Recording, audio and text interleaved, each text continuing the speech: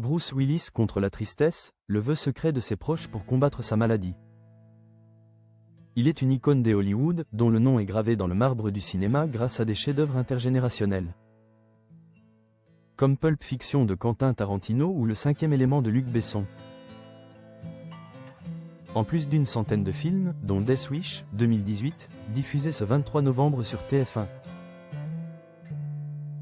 Bruce Willis a marqué l'histoire du 7e art de son empreinte indélébile. Cependant, depuis 2022, le destin a contraint l'acteur à un retrait déchirant de sa carrière. Le diagnostic initial d'aphasie a laissé place à une vérité plus sombre, la dégénérescence fronto-temporale, DFT. Une maladie neurodégénérative rare qui attaque progressivement ses fonctions cognitives, son comportement et son langage. Face à cette épreuve, le soutien de ses proches est son ancre la plus solide. La famille, soudée, prend toutes les précautions possibles pour faciliter le quotidien de la star,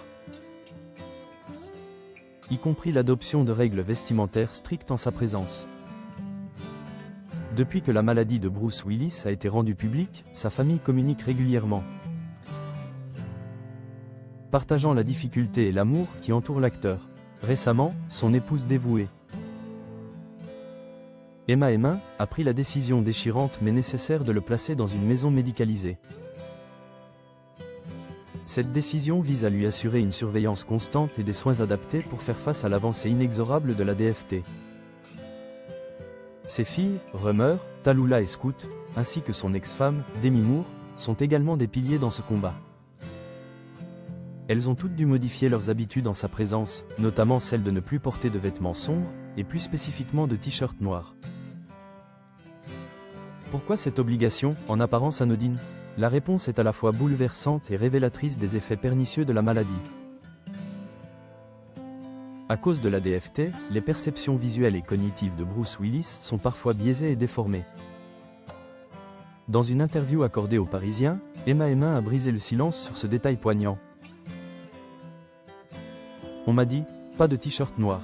Pour une personne atteinte de démence, cela peut ressembler à une tête qui flotte. Par conséquent, lorsqu'elles sont avec lui, toute la famille privilégie désormais les vêtements clairs et lumineux. Une petite adaptation quotidienne dictée par l'amour et la nécessité médicale. La règle du pas de noir n'est pas la seule adaptation que la famille a dû intégrer pour communiquer efficacement. Avec Bruce Willis, la maladie impose des ajustements précis dans leurs interactions physiques et verbales.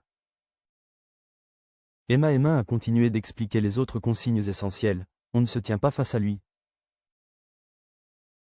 mais de préférence sur son épaule droite ou gauche. On utilise des signaux simples pour communiquer comme un pouce levé. Ces gestes simples, directs, et cette nécessité de se positionner latéralement montrent l'effort constant que déploient ses proches pour maintenir le lien, en contournant les barrières cognitives imposées par la dégénérescence.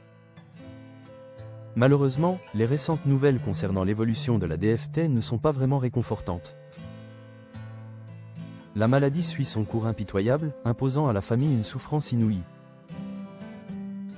Il y a quelques jours, sa fille Rumeur a partagé un témoignage bouleversant, expliquant que l'avancée de la maladie était telle que son père ne la reconnaissait plus toujours. Dans cette sombre période, l'amour, la résilience et ses petites règles quotidiennes, comme l'interdiction du noir, sont les témoignages les plus vibrants de la dévotion inconditionnelle de ses proches, qui se battent chaque jour pour offrir dignité et confort à leur icône de famille.